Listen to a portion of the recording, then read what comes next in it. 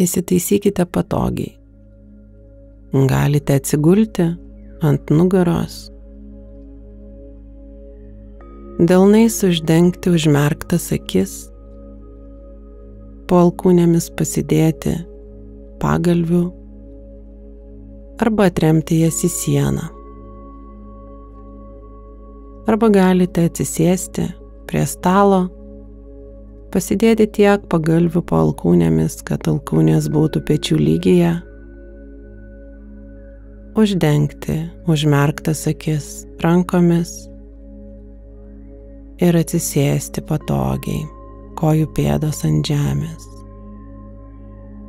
Stebėkite savo kvėpavimą, kaip jis kyla ir leidžiasi jums įkvepiant ir iškvepiant. Nuo kojų pirštelių iki viršugalvio. Stebėkim, kaip oras vaikšto kūnu. Gilus ir tolygus kvėpavimas. Kiekvieną kartą iškvepiant sąmoningai atpalaiduokite akis. Leiskite joms įkristi giliai akiduobes ir ilsėtis. Atpalaiduokite pečius, kaklą, veidą. Atpalaiduokite kaktą. Su kiekvienu iškvėpimu sąmoningai atpalaiduodami akis, įtampą iš jų iškvėpkite lyg kokį pilką rūką. Gilus ir tolygus kvėpavimas.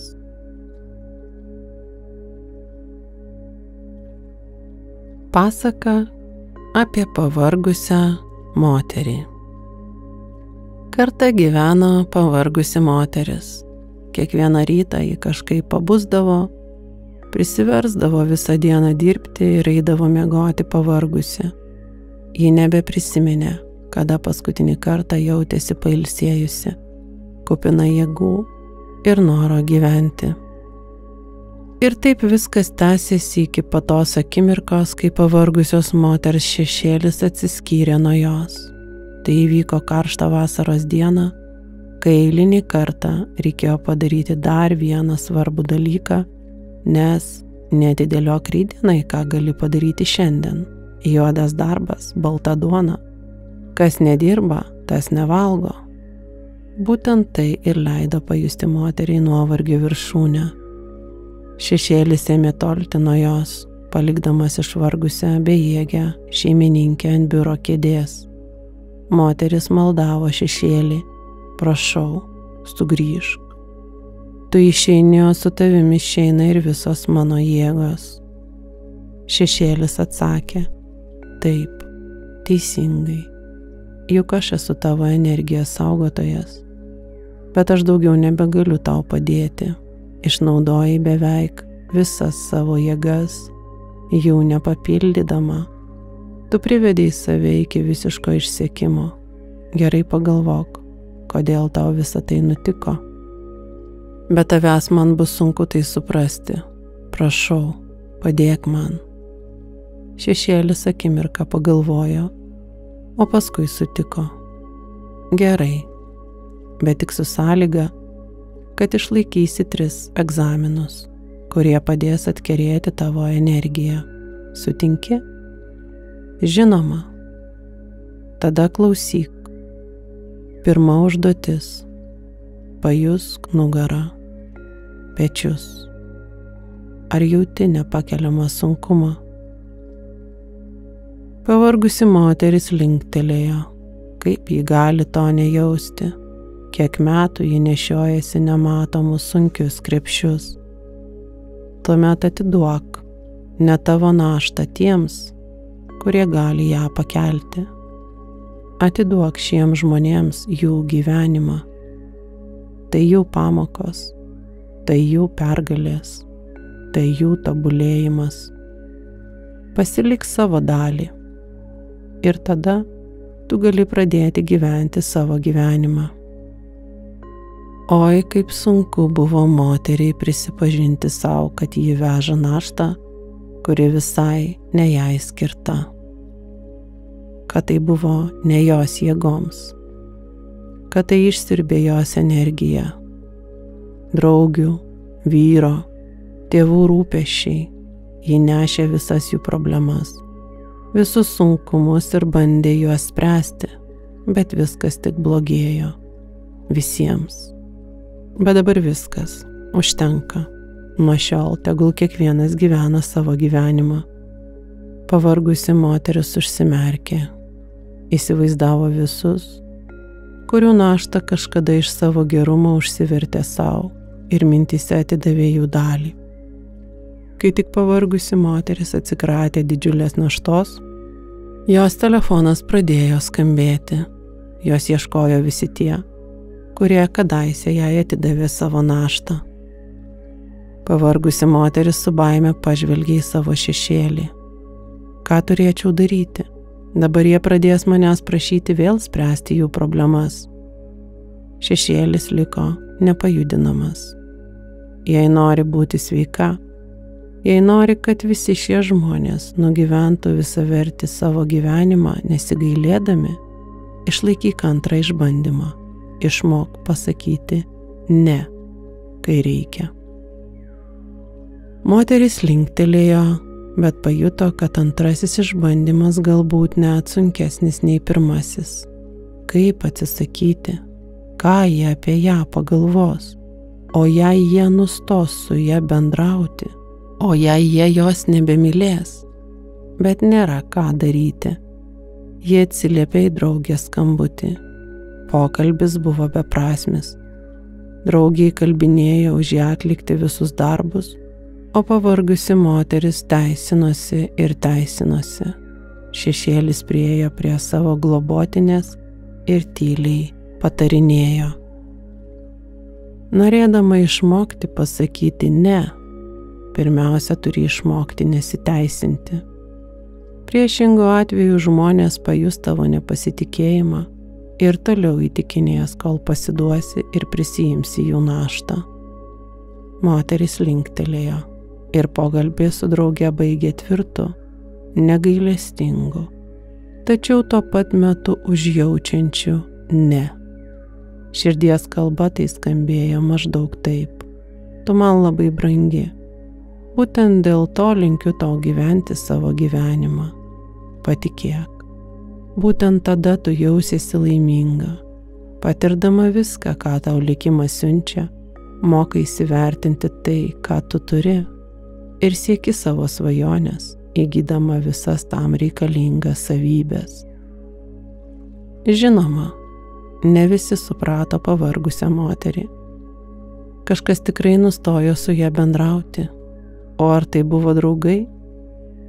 Kažkas įsižeidė. Taip, reikia laiko priprasti gyventi savo gyvenimą ir gerbti kito žmogaus gyvenimą. Kažkas su tuo susitaikė. Šešėlis pasakė: atėjo laikas trečiam ir paskutiniam išbandymui. Ir tada tavo energija, noras gyventi sugrįš. Išmok ilsėtis. Leisk sau pailsėti. Tu susitiksi su tuo, kas tau labiausiai trukdo tai daryti, su savo kaltės jausmu. Trečiasis išbandymas buvo pats klastingiausias. Kaltės jausmas negailestingai keitė veidus ir balsus. Kai tik pavargusi moteris bandydavo ilsėtis, prie jos prisiartindavo kaltės jausmas ir kalbėdavo mamos balsu. Kaip? Tu vėl leidi laiką veltui? Aš čia dirbu, o tu ilsiesi, ar tau negėda? O visgi, šiandien yra tiek daug darbų, kuriuos reikia padaryti. Arba pasigirsdavo tėvo balsas. Jei tu to nepadarysi, niekas to nepadarys. Viskas nueis per niek. Ką? Sakai, pavargai? Nuo ko tu pavargai? Tu dar nieko nepadarei. Dirbk daugiau, dirbk. Arba kaltės jausmas prabildavo močiutės balsu. Mūsų šeimoje niekada nebuvo dykaduonių. Aš sukuosi visą dieną neprisėsdama ir tu turėtum būti tokia pati. Balsai reikalavo ir priekaištavo, o moteris suprato, kad ji negalės pailsėti.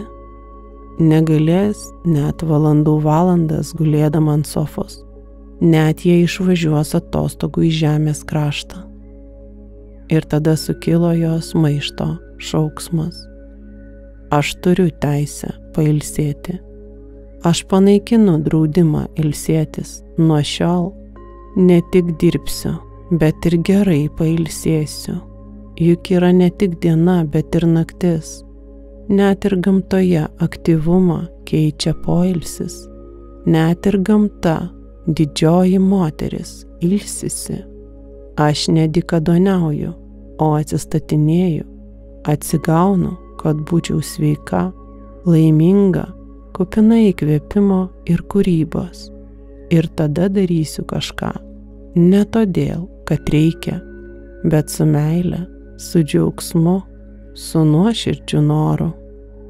Šio monologo pakako, kad kaltės jausmas išnyktų. Pavargusi moteris suprato, kad visada stengėsi būti kažkam gera ir todėl neleido savo gyventi savo gyvenimu. Uždraudė savo ilsėtis, turėti savo nuomonę. Ir nuo to dar niekas netapo laimingas, viskas tik dar labiau komplikavosi, kol ji visiškai išseko. Ši diena pailsėjusiai moteriai buvo pati neįprasčiausia. Ji su malonumu maudėsi gėlių vonioje, gulėjo ant sofos skaitydama mėgstamą knygą, grožėjosi neįtikėtinu saulėlydžio grožiu, įkvėpė vakaro rasos aromatų, klausėsi džiugių svajonių balso, jautė savyje sugrįžusios gyvybės plakimą. Į jas sugrįžo ne tik energija, grįžo sveikata, grožis, džiaugsmas, įkvėpimas, ramybė. Ir visa tai tik todėl, kad kartą pavargusi moteris pagaliau leido sau pailsėti.